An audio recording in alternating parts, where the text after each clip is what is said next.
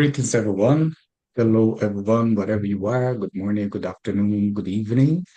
This is our Spiritist Psychology Spiritist group, study group.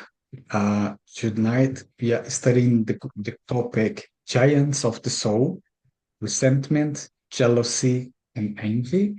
And I would like to hand it over now to Anahy. Over to you, Anahy. Okay, thank you, Fabrizio. Hello, everyone. So nice to be here with you again. So I'll just start sharing my screen, Fabrizio. Am I able to? Oh, yeah, I'm one second. disabled. Okay. Yeah, I'm just enabling you now. Yeah, it's okay now. All right.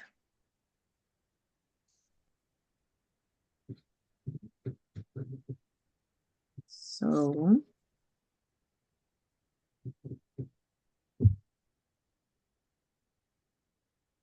is that okay, Yeah, perfect. Fabrizio? Yeah. All right. So today we'll be talking about giants of the soul.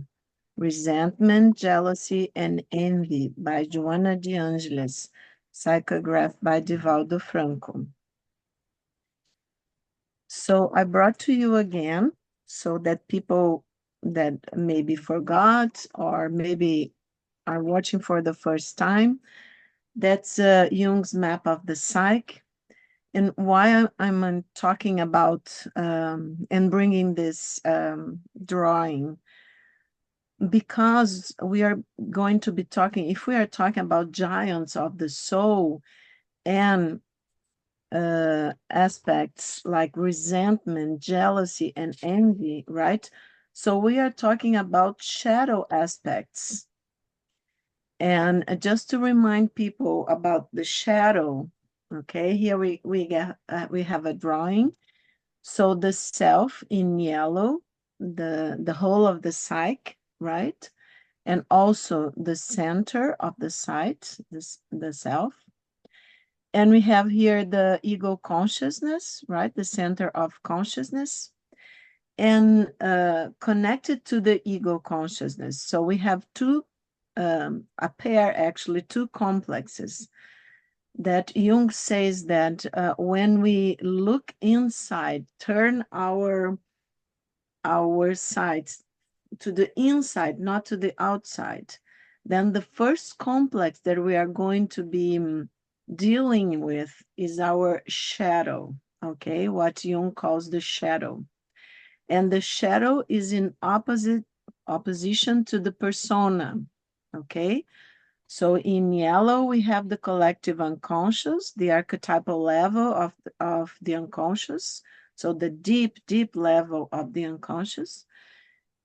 And so here in brown, we have the personal unconscious, where the first subpersonality, let's say, the first complex that we are going to be dealing with when in this self-discovery process, when we turn our sights to the inside, will be the shadow.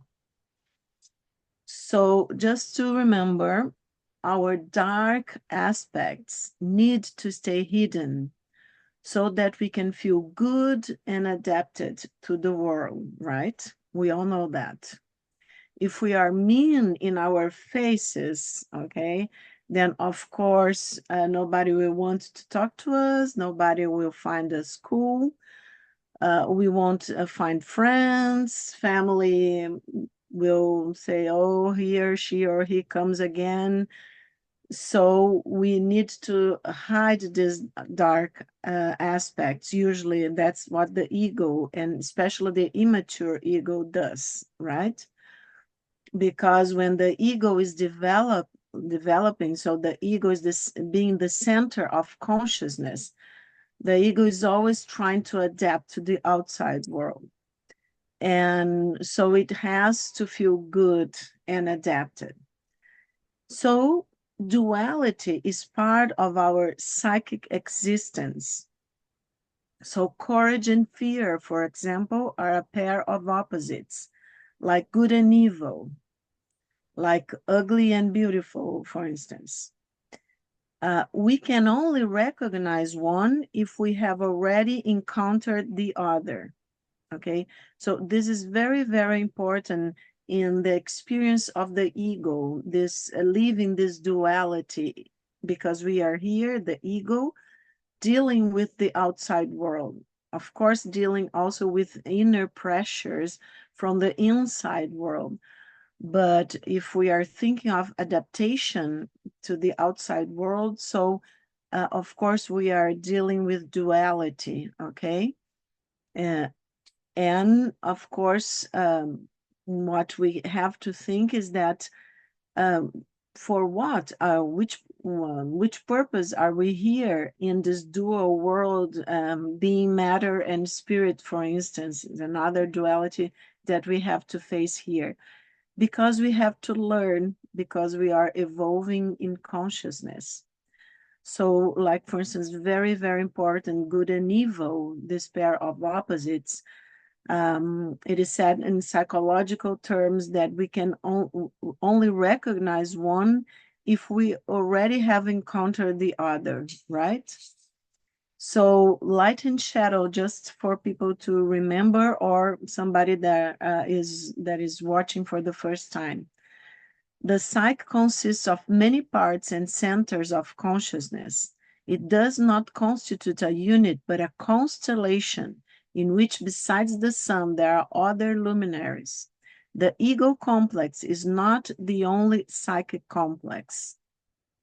When the subpersonalities, as Jung called them, are in opposition, conflicting attitudes and feelings are going to arise.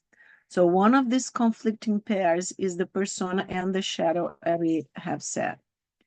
The shadow is the image of ourselves that sleeps in our wake as we walk towards the light, according to Jung.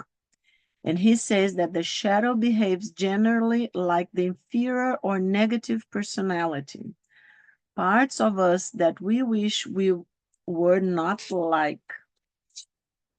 And the persona, okay, just to make the reasoning about this pair of opposites, the persona is a complicated system of relationships between individuals, individual consciousness, and society. It is designed, on the one hand, to produce a certain effect on others, and on the other hand, to conceal the true nature of the individual. So that part of the personality developed and used in our interactions, the persona. So is our conscious, it's conscious, okay? The shadow is unconscious, but the persona is basically conscious.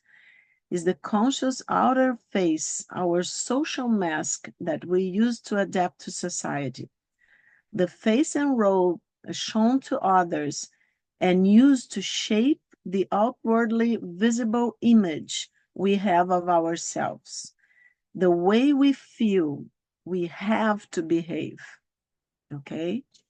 So the ego struggles a lot to when is constructing to construct the persona, because it's the way we feel we have to behave, and anything that doesn't fit in the persona that I think it's going to cause some kind of disadaptation, let's say, or something that people are going to say it's not cool in my personality, then of course the ego is going to struggle to deny, to protect itself, to repress in the unconscious. So the persona is collectively adequate. It makes a considerable concession to the outside world, forces the ego to identify with it. And this leads certain people to believe that they are what they imagine themselves to be. Okay? It's not like, oh, I know that it's just a mask. I want to believe that I am this persona, that this mask is showing my true face, let's say. But then comes the shadow. So the ego usually is not aware that it projects the shadow, because everything that we deny, that we repress, remember, will tend to be projected onto others and onto the outside world. So the shadow would have qualities recognized as immoral, for instance, or at least not recommendable, containing characteristics of a person's nature that are contrary to the customs and moral conventions of society. The shadow hides behind the persona. Parts of the shadow may be positive, such as undeveloped talents, for instance. We have talked about that, and I know that in Burnmout's Spiritist Society, right, Fabricio, people can go there and look for more specifically for the meeting that we talked a lot about the shadow. So every ego has a shadow, because adapting and coping with the world, whatever it cannot accomplish without facing a moral conflict, will be accomplished by the shadow. This core of darkness, as Jung calls it, would be the very definition of human evil. Jung says that evil cannot be definitively eradicated. It constitutes an inevitable part of life. And Edinger, it's another Jungian author, in Anatomy of the Psyche, he says the development of the ego is associated with the experience of evil, crime, and guilt. Consciousness of the shadow makes individuation possible by uniting our ordinary human reality with the self. Remember that the concept of individuation is of unification, let's say, the totality of the psyche trying to develop, especially after middle age, to put together these opposites that constitute our psychic life, all right? So that we can be like a whole, and be more of ourselves, and also express our soul in this world in a more whole and unified way.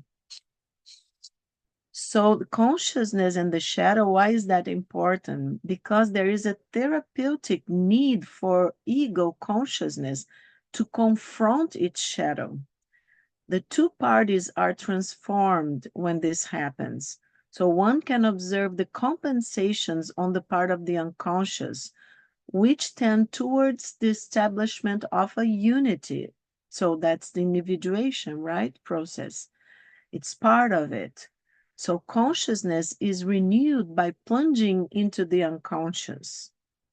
Both consciousness and the unconscious constitute a barren land as long as these two halves of psychic life are separated from each other. So when I'm talking to you guys again about the shadow, try to remember the giants of the soul, okay? When we feel envy or jealousy or resentment towards someone, of course, we are going to hide, even from ourselves, from the ego is going to try to hide that we are feeling this kind of feelings.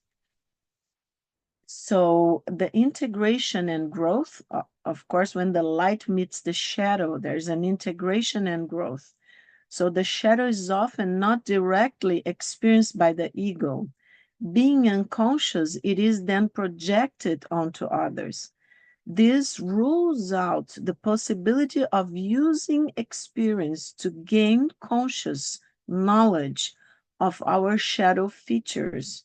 So you understand, guys, that it's why it's so important to make this the psychic work, to spend time trying to find ourselves, to be truth to ourselves, to face our shadows, because if we don't do that, we are certainly going to project onto others. And remember that our shadow aspects, remember in the first drawing that I show you about Jung's image of the psyche, uh, that the shadow, our individual shadows, are connected to the collective shadows. So if I do the work of integrating my shadows, my shadow aspects, I'm bringing more light not only to myself, to my inner world, to my psyche, but also helping the collective uh, psyche, let's say, right? The collective unconscious to bring more light to what is still shadow in the collective unconscious. So, however, if shadow traits become conscious and integrated, the person becomes very different from the average individual. Everything ages and needs change and renewal. Thus, when the orientation and attitudes of consciousness prove insufficient, the process of psychic transformation begins. Okay, it's like giving up. Okay, I cannot hold anymore what's inside of myself. I need to look at that. Then the process of psychic transformation begins. The ego then has no choice but to confront its dark aspects repressed in the unconscious. And then in Mysterium Connunctionis, the collected works, volume 14, Jung says, people, when educated to see clearly the dark side of their own nature, learn at the same time to understand and love their fellow man. A decrease in hypocrisy and an increase in self-knowledge can only result in greater consideration for others, as we are easily led to transfer the lack of respect and violence that we practice against our own nature onto our fellow human beings. I think this is a wonderful sentence where Jung is summing up, it's saying everything in only this nature. Why is so important, and why Joanna is going to talk um, about the giants of the soul, and think why Joanna has chosen this three. I was thinking about that when I was reading again and preparing this meeting. Why envy? I'll make this question to you guys, okay? There are so many aspects of our shadows. Why would Joanna, I'm asking this to you guys and we can discuss later. Why would she pick envy, jealousy, and resentment, especially these three? I want to listen to you guys later, okay? So in the book, The Conscious Being, Joanna says, human problems or existential challenges are part of humankind's evolutionary chart. Thinking beings are still incomplete. They are undergoing a continuous process of improvement and transformation in a prolonged endeavor to develop their latent psychophysical, parapsychological, and mediumistic abilities. Clinging to the coarsest impressions of the ego because of what they consider to be indispensable for their livelihood, like material values, they develop an attachment to ownership.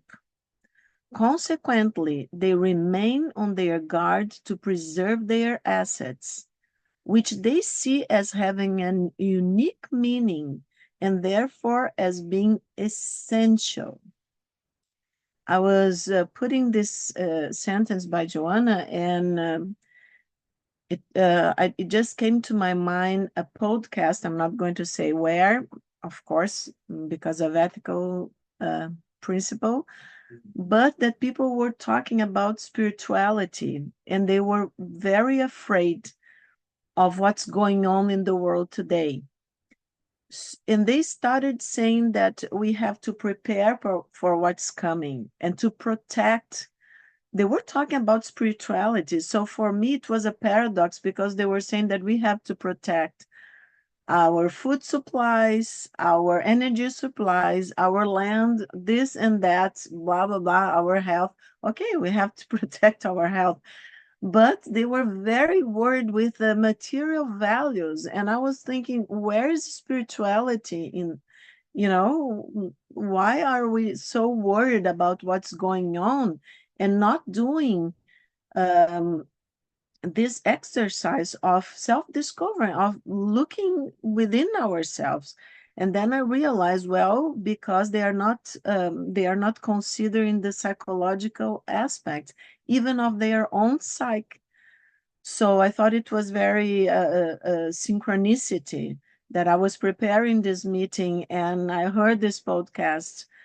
And, it was not from people in Brazil, because people in Brazil are usually not so worried about material values because they don't have all this quality of life, let's say, and all these material valuables at their disposal. But I was thinking, well, if very smart, very the word scholar and scientists were talking about spirituality and about this changing in times, that some are realizing, these scholars were, of course, they were talking about this. So they realized that we are undergoing a shift of consciousness. But at the same time, so I thought it was like a shadow aspect that of the group that was appearing in the podcast, because they were saying, well, we have to remain here, so we have to protect land and food supplies and energy and this and that. And said, well, I think we are missing the point here, guys, but I didn't say anything, of course. So Joanna is going to say that any real or imaginary threat that may lead to loss becomes a problem, which soon impacts their behavior, generating perturbation and sorrow. Moreover, other psychological problems derived from previous reincarnations resurface as disquieting pathological phenomena. Added to the list are problems that derive from personal insecurities in their relationships. We are in the relational world. We are exploring this, right? As a result of what is known as imperfections of the soul. Problems often take root in the delicate tissues of the psyche, increasing or losing their significance according to the individual personality's strong or weak resistance. What to some is a vexation or an annoyance, to others is no more than a bump on the road that stimulates further progress. The more one worries about a problem, the more powerful it becomes, thus increasing its magnitude with its corresponding effects. In unstable personalities, psychological complexes, as we have seen when we talked about complexes, according to Jung, are usually responsible for problematic events. When something in which one trusts or from which one expects positive results ends up in disaster or failure, the ego, for lack of a lucid consciousness, flees from or hides the fact, claiming, I'm to blame. Psychological inferiority develops the complex behind which the ego takes refuge. And even when it apparent conflict, the ego feels fulfilled and justified. Thus, it stops fighting. This is one way that Joanna is saying just here, when something in which one trusts are, because she's starting to talk about our problems in a psychological and spiritual way, right? So she says, when something in which one trusts or from which one expects positive results ends up in disaster or failure, that happens so often, right, guys, in our lives, the ego, for lack of a lucid consciousness, flees from or hides the fact, claiming I'm to blame. So the ego protects itself, thinks it's protecting the mechanisms of defense and things like that, repressing, denying, but because thinks I'm to blame. And then psychological inferiority develops the complex behind which, so here we have a complex. Remember, Jung talks about the complex as emotional tuned complexes, right? Because there are emotions and experiences connected to a complex. So then what John is saying, that the ego many times hide behind this complex, takes a refuge. And even when in a parent conflict, the ego feels fulfilled and justified. Thus, it stops fighting because now I have a complex. And now I have this part of my personality that justifies itself, right? But Joanna says, in other temperaments, when a problem becomes more difficult and harmful, the ego blames others. So when the ego is feeling inferior, it's going to think that I'm to blame, right? But in other temperaments, when a problem becomes more difficult and harmful, the ego blames others. Health, for instance, family, the social group, society in general, or fate. The ego solves this problem in this kind of temperaments by means of a superiority complex. Then it's the opposite, positioning itself above any suspicion of weakness and hiding behind excuses of having been misunderstood, persecuted, and unhappy. So misguided mechanisms of immaturity make up the protective chainmail of escapism in order to avoid the consequences of problems, the purpose of which is to test each individual's abilities and qualities in particular, and those of all individuals in general. So there are purposes behind, our facing problems in this life. Therefore, the greatest and most pressing problem to be solved is the human being per se. Solving this problem requires psychological maturity derived from serious and well-directed effort, a study of the deep self, capital S, and the ongoing search for it, which are the most pressing existential goals. This is Joanna saying, right? We don't say Jung, we don't read Jung saying something like that. Well, when he talks about individuation, okay, but directly the way that Joanna is saying here, right?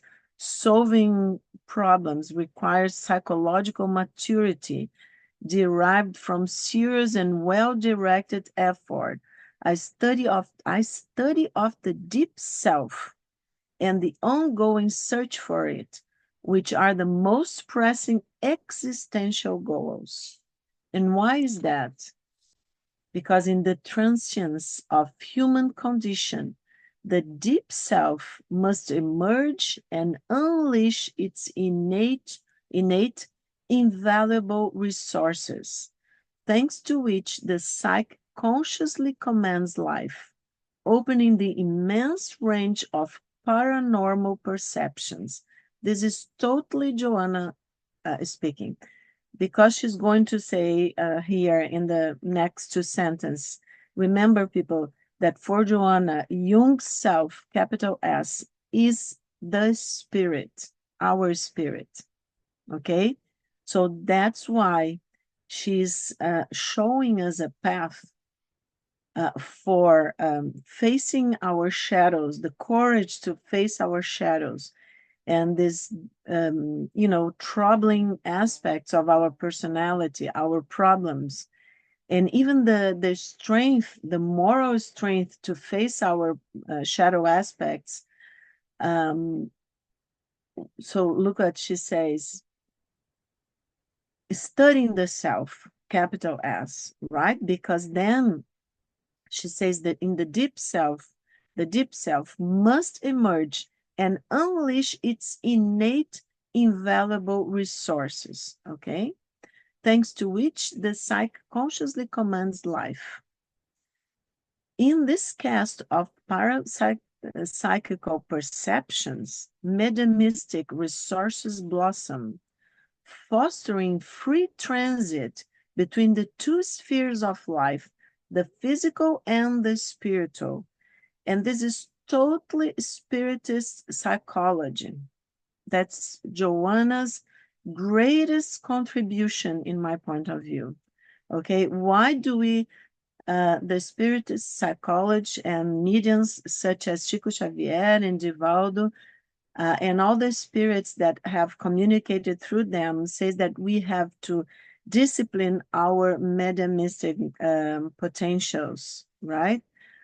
Because Joanna is saying our parapsychical perceptions, right, and mediumistic resources blossom when we pay attention to the self, to our spirit, fostering free transit between the two spheres of life.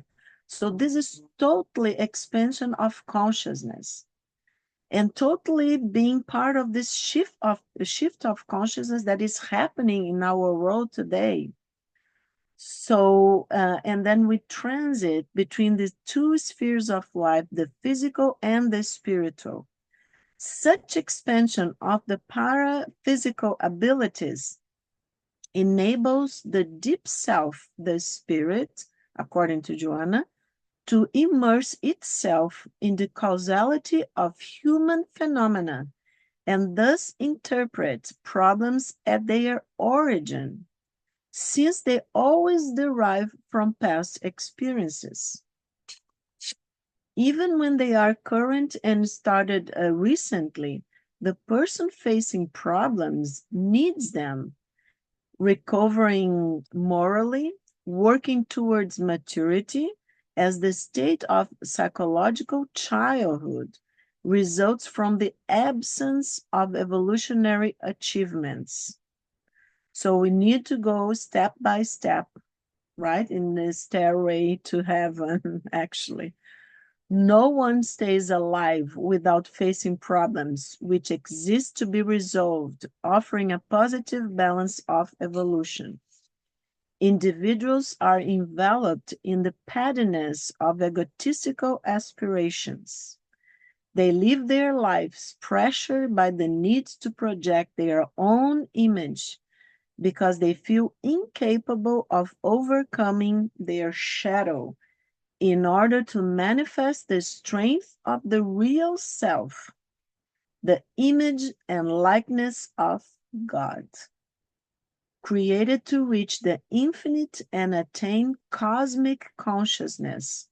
They are God in seed form, which evolutionary experiences develop and perfect.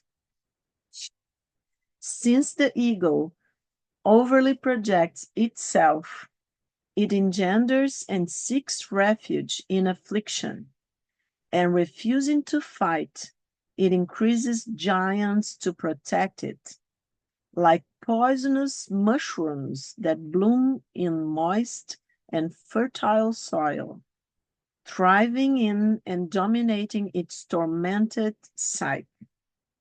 Among the soul's dreaded giants that predominate in human nature, a few stand out: resentment, jealousy, and envy, which numb the sentiments, incite inferiority, and end up defeating those who nourish them, unless they face them with Herculean resolve and steadfast persistence. So I just pause here a little bit. We are almost getting to the end. And to talk to you about, and then I want to hear you after, before we do our exercise that it's not going to be recorded, as we said in the WhatsApp group. Why Joanna is talking, we are in the relational world, right? Meetings. We are studying that. And we are in a world that people are having a hard time to relate to themselves and to one another. And it's a paradox because we have all this technology, right? But many, many times we feel loneliness and we feel that we are alone and we feel that things from the outside world are overcoming us, right? So I started thinking, why would Joanna pick these three giants of the soul? There are others, right? Fear, for instance, and many others we can think of, sadness, and a lot of others. But why resentment, jealousy, and envy? So I wanted to for you to understand that if we are, as Spiritist knowledge says, transitioning to a higher level, individually and collectively, of consciousness, this means people a higher level of vibration also, okay? And a higher level of understanding ourselves and understanding our fellow brothers and sisters of humanity, right? So why these three giants, resentment, jealous, and envy?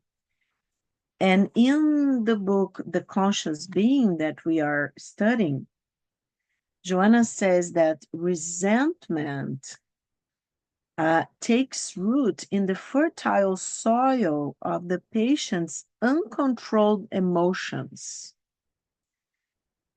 because then the individuals react according to their particular level of consciousness, manifesting ideas and behaviors in conformance with it, right? We are going to react according to the level of consciousness that we have already achieved. So she says that, for instance, our animal nature, when it prevails in detriment of spiritual and ethical values, competition and insolence set trap for those with a more trusting and naive nature, who then feel mortified, right? So if I think someone that I trusted betrayed me in some way, and who hasn't had this kind of experience? But if I if I fell in this trap, okay, then when we find out that we have been deceived and betrayed, then we many times resort to the ego and become resentful, and storing up on the panels of emotivity, she says, violent charges of energy, of course, low, very low vibrations, right? And we disharmonize ourselves and our emotions, our psyche, and this reflects in our mental and moral conduct. So something very, very important that Joanna says is that, remember, relational world. And don't we need to relate better to each other, right? And she says resentment as an expression of inferiority, consciously or unconsciously, yearns for revenge against the offender, seeking to come out on top. So I think she talks about resentment specifically because of this need that can be unconscious, can be in our shadow aspect, because no, I'm so nice to everyone, so I don't care that I was betrayed by this or that, by someone in my family. But if I do care, and my ego is just repressing this knowledge, so it stays in my shadow complex, then it yearns for revenge, because so it's not a nice part of me, because I'm not forgiving, right? The person or the situation where I felt betrayed. So, of course, the yearn for revenge is going to be in the shadow aspect of my psyche, and it's going to ask for projection, of course. And then my aggression will appear at some point in my relationship to others, and also because the self is always calling the ego, let's say, I can feel guilty, for instance, and I can develop some disease. This is very common, okay? So I think the resentment is one of the reasons, this denial that I'm resentful, and the yearn for revenge in the unconscious is one of the reasons that Joanna picked up resentment as one of the giants of the soul. And she says also, individuals are usually competitive in the negative sense of the word. They want to take over places that do not belong to them. And since they are still on the lower levels of evolution, when we act like that, of course, they become unjust, persecuting, and slandering. This is their prerogative at their current stage, okay, of evolution. However, to accept their patterns and tune in to their low level vibrations is a choice for those not yet determined to preserve their health or desires to grow emotionally. And then when I'm reading this that Joanna said, I remember Jung's sentence when he says, I'm not what happened to me. I'm what I choose to do with what happened to me. So I think it's a great, they are talking different sentence and words about the same thing, trying to call us and remind us that it's always our choice, sometimes not what happens to me, but how I react to what happens to me, right? So about resentment, I think that's a nice way to think of it, of why Joanna picked up as a giant of the soul.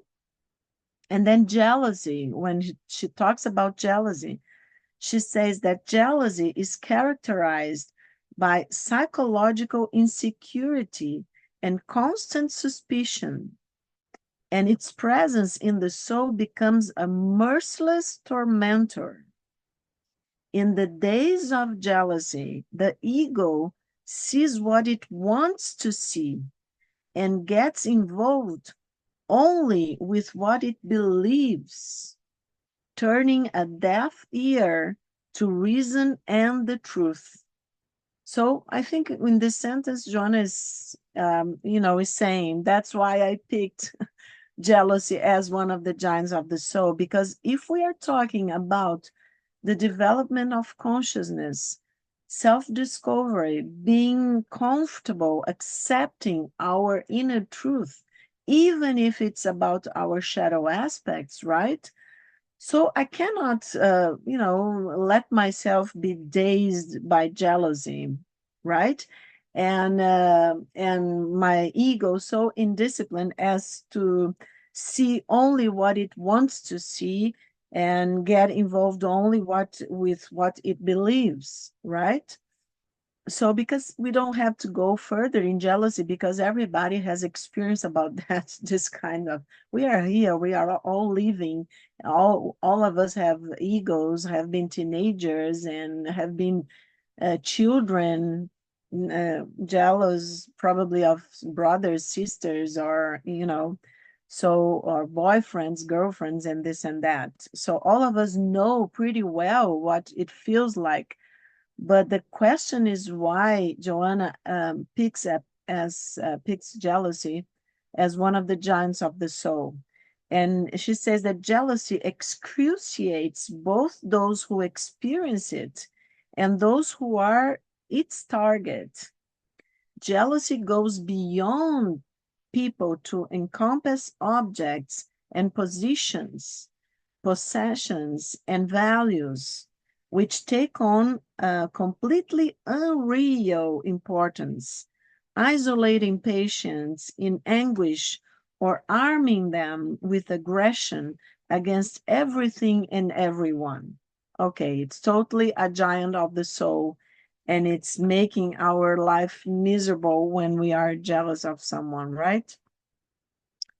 She say the jealous ego focuses its existence on exorbitant desire and circumstance and circumscribes itself to domineering passions, destroying moral and emotional resistance, which ends up yielding to its power. Jealousy is a trap of the presumptuous ego and must be dismantled. Only the self, capital S, can manage this feat by breaking its shackles in order to emerge rich in inner accomplishments, overcoming egoic narrowness and limitations, and expanding to fill up emotional space and spiritual aspirations asphyxiated by the venomous gases of jealousy. Okay? And the last one, envy, a vestige of inferior atavisms. Envy is a moral weakness that disrupts human beings' ability to struggle. Instead of striving for self-worth, they regret the success of others, but they do not strive for their own. They compete by plotting and slandering. They look forward to and rejoice in their opponent's failure. They watch and persecute, assailed by insidious inner misery. So I don't think we need more of, but we can understand.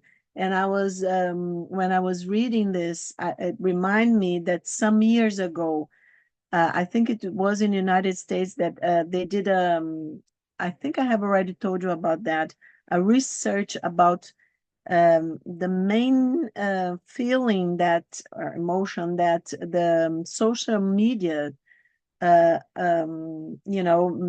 arise in people, and it was envy. Okay, the number one answer was envy. So Joanna says, egocentric people with envy, they have not left their psychological childhood behind and expect to be the only center of attention, the object of all interest and reference. Envy is insidious, the result of mental and moral indiscipline. Okay? So I think it's nice for us already to understand why she picked up these three giants of the soul.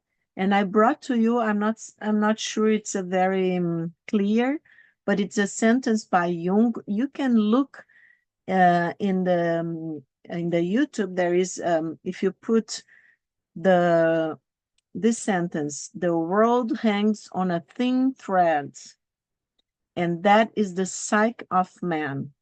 If you put the world hangs on a thin thread, you are going to see a small movie where Jung talks about that. And remember that Jung, in his lifetime, he saw two world wars, right? He had the anomalous experiences with Europe being flooded in a wave of blood and all that.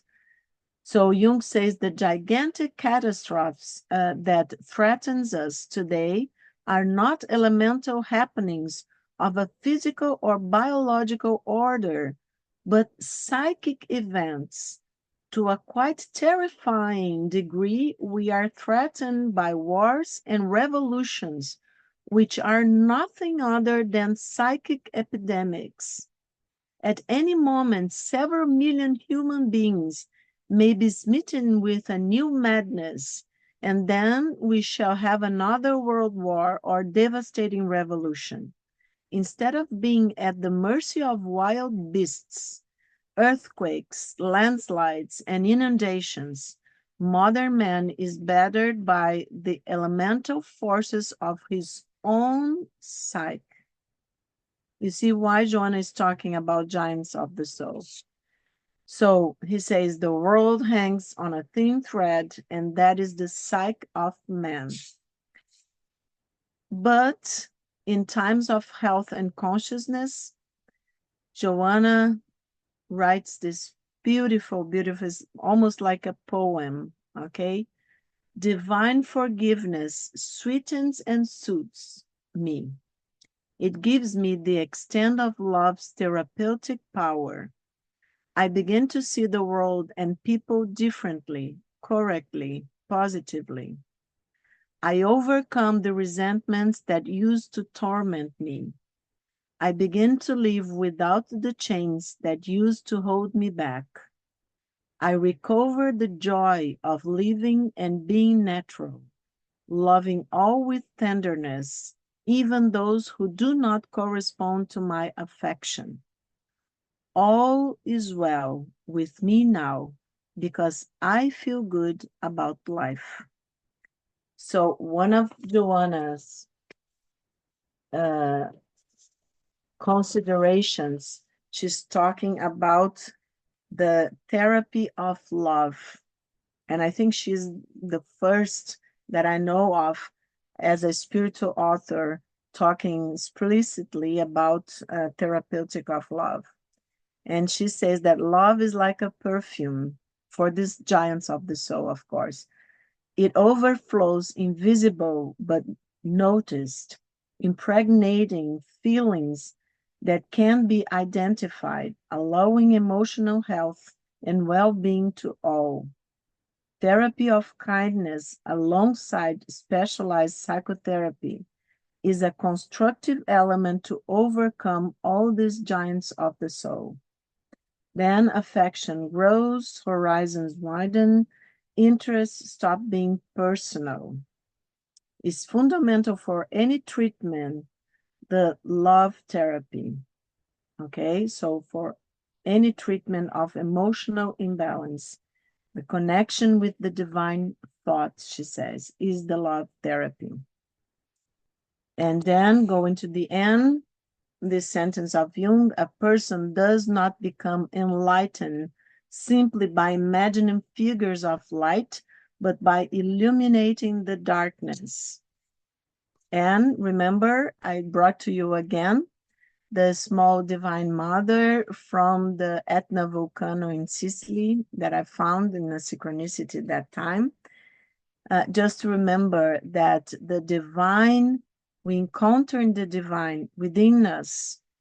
We encounter our spirit, that is a representation of the source of God within the depths of our psyche, when we have the courage to look to our giants of the souls and to our own shadows.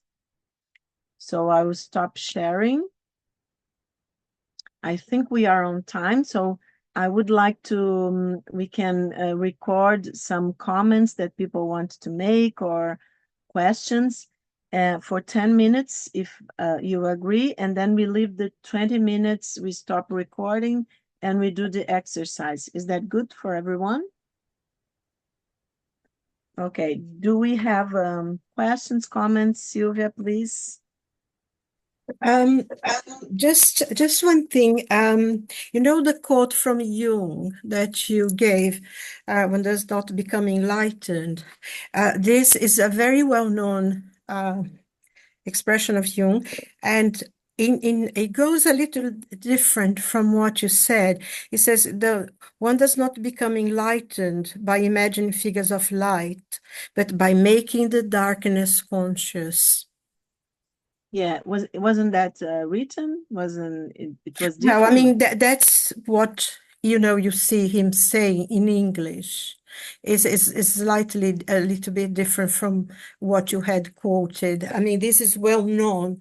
It says by making the darkness conscious. I Yeah, just I got from the Quotable Jung. It's a book that people wrote some quotes, and sometimes they change a little bit. Thank you, Sylvia. I think yeah, it's very that's important to okay. go I mean, ahead. because that's how it's, well, at least in England anyway. I don't know in Yeah, America, they may thank change you. things. Thank you. I just one thing very quickly. I find this extremely important, this lesson that you gave to us, because in a way, resentment, jealousy, and envy, they almost synchronistic. They almost go. It's almost like one is synonym of the other, which is very, very interesting. And this it shows, that part of the shadow that you resent because you envious, or a kind of uncomfortable feeling of not being good enough, that people don't give you the consideration you deserve because we want other people to fulfill our needs. And I think that's so much to think about. And having Joanna actually to explain and bring this into consciousness, really bringing the darkness into light. It's very important for us, I think, as human beings. And that quote you gave as well of Jung, wasn't he a prophet? Because he saw the First World War, then the Spanish flu that killed more people than the wars and was dreadful wars anyway. And then in the 20s, you had invasion of China and, the wars, and there were so many problems. And then exactly what he said would have a new war, which was the Second World War, and the whole idea of it was extremely to do with the psyche of man losing himself, losing his soul. So I think this is very important. Thank you very much for bringing it, because, a lot of meditation, a lot of reading, and a lot of thinking about it, because we are part of it now. So whatever we do as individuals, even in a small scale, will make a difference. So anyway, thank you, Anahy, for this. Yes, let's thank Joanna. Yes. Yes, you're very welcome. I'm just trying to put things together. And please, thank you, Sylvia. And yeah, thank you. And of course, I'm no psychologist or anything like that, so I do always like struggle a little bit with some of the more complex ideas. But one thing that really struck me and brought it home to me was the idea that these three giants of the soul relate to our let's say our psychic infancy. Like we are not almost angels. We are very close to the beginning of our development. And if we realize, if let's say an experience of a mother, and you look at a toddler and see these experiences, we are spiritual toddlers. I speak for myself, not for anybody else. I'm a spiritual toddler still. And when I see it like that, I have compassion for myself, which is Joanna's theory of love therapy. And I think that is really, for me, really helpful, because then instead of being angry that I'm not there yet, or that I don't have that level of advancement, but I am able to recognize that I am that spiritual toddler, and that, I am able to be loved, and that I will be inevitably growing up and understanding and moving along. And I just find that it's very consoling to me. So those are my thoughts I wanted to share. thank you, and for me too. Because we are toddlers, doesn't matter. The example that I was giving you guys, the podcast, are really scholars and scientists, And they were thinking, they were talking about spirituality, but thinking in a dual way, in a materialistic way. So it's kind of a paradox that, of course, we study a lot, we try to understand, we struggle with our difficulties. It's so right, because this is the evolutionary path that Joanna says.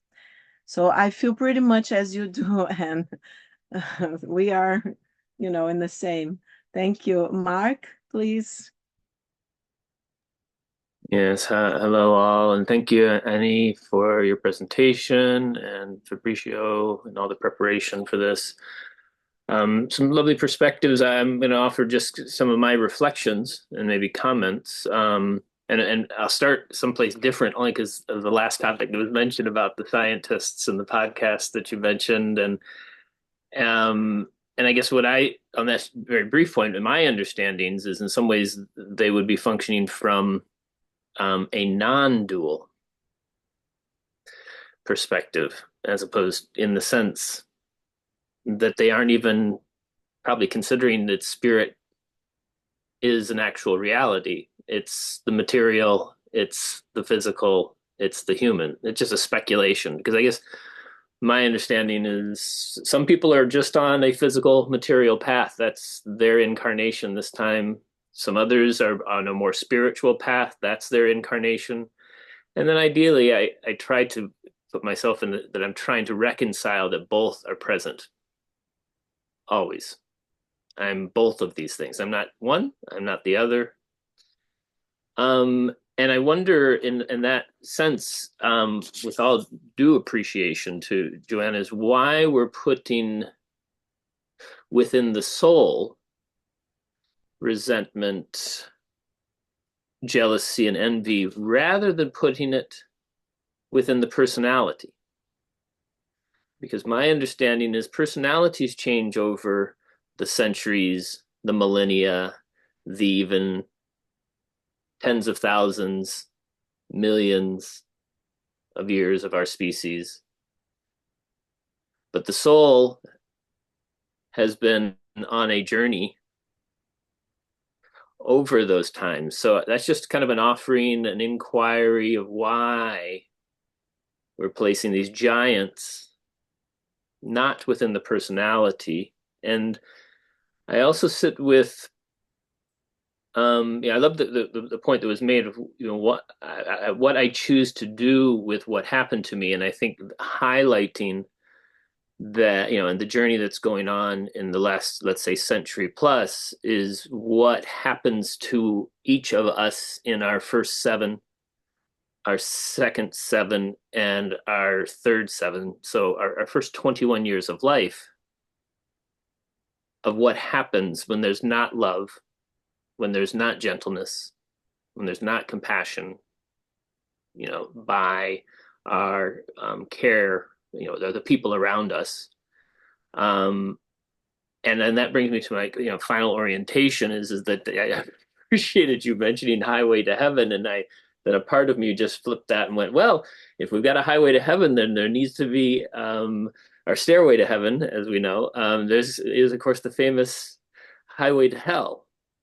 And I guess what I sit with in this 21st century is if we're ready to let go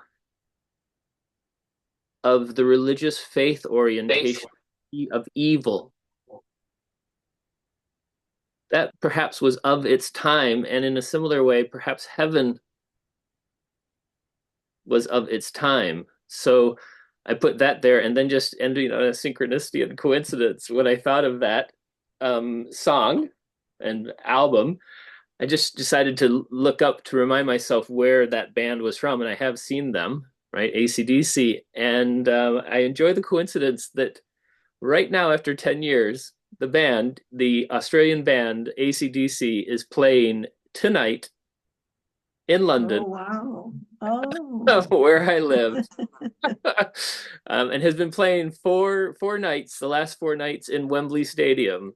So here's a little bit of a tip of the hat to some of these offerings that I make about bringing things into the 21st century and everything that we've learned through psychiatry, through psychology, through spiritist inquiries, so that we can continue to grow. Thanks, Mark. It's a lot of stuff. We want to do the exercise, but I know. let's keep it in mind. Have to be engaged. Just appreciate the opportunity to express. Thank you No, very it's great. It's great. I was listening to you, and yeah, I think you have a point in, because, for instance, Jung says that psyche and matter, when we talk about the archetype of the unus mundus, everything is interconnected. So psyche and matter would be two sides of the same thing, let's say. So in this point, I think you are correct. I was just making in the reasoning from the point of view of somebody that is listening to the podcast. Yeah. It was like a paradox. They were talking, I don't want to say here because it's going to be recorded, but they were talking about protection, and you know what I mean? Only to protect itself, not be aggressive, but they even suggested we should use, any means to protect ourselves. So that's what I thought. It's very opposite to spirituality. That's in the point I was making. But I totally agree with you. It depends on the point of view. And also, one of the things that, remember when we studied Freud's equation, right, of in our inner conflict. And of course, he was talking about personality and, as you said, and our traumas, childhood traumas. So from this point of view, of course, these giants, she says giants, it would be from personality, of course. But remember, when we are talking about depth psychology, so we are talking deeper in our unconscious. So, of course, because then we have mind, the soul, the spirit, and we have different bodies, subtle bodies. We study in spiritist knowledge, we study a lot the subtle body that we call perispirit, right? So it all depends from which point of view. But of course, I think she was saying the soul, because the soul is the part of the spirit, let's say, that is here reincarnated. And of course, it's related to the personality, because the ego is the center of consciousness, the personality also, we could say. So it all depends on the definition that we use. But in other of her writings and books, she talks more about other authors and Freud. And we are all waiting for her books to be fully translated to English, right? And but I'm going to put in the WhatsApp, our group, our friends from United States said that in the United States they have people, some people contact me through the WhatsApp asking, wow, we want some books in English. And people in the United States have some books in English. Okay, you guys can order. I will put in the WhatsApp group. It's only that a new translation of all her books are in progress. So that translation stopped, and then it's a new translation coming.